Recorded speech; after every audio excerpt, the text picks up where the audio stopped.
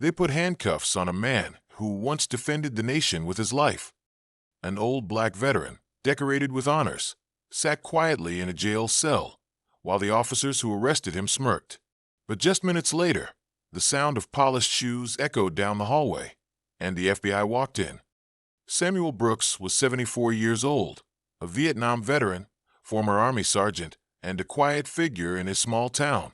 His days were simple: morning walks, helping neighbors, and attending veterans' meetings. His chest bore ribbons and medals, each telling a story of bravery. One afternoon, while walking home from a local store, two police officers pulled up beside him. They claimed he matched the description of a suspect in a theft. Samuel calmly explained who he was, and even offered his military ID. But the officers didn't care.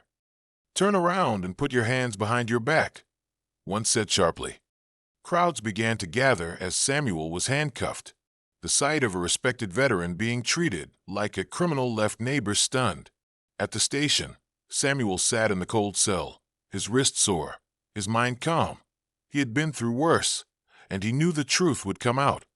What the officers didn't know was that Samuel had friends in high places. Years earlier, he had worked with military intelligence, forging bonds with people who later joined federal law enforcement, including the FBI. Within 15 minutes of his arrest, the station's front door swung open. Two FBI agents entered, their presence commanding instant silence. One of them approached the desk sergeant and said firmly, "Release Sergeant Brooks now." The officers hesitated, but the agents didn't blink. Samuel was freed immediately. The agents later made it clear, arresting a man without cause, especially one with Samuel's record, was unacceptable. An investigation followed, and the officers faced disciplinary action. Samuel walked out, his head high, greeted by the cheers of his community.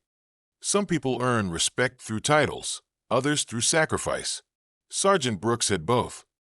If you think he deserved better that day, drop your thoughts in the comments, and make sure to like, share, and subscribe for more real stories of strength, dignity, and justice.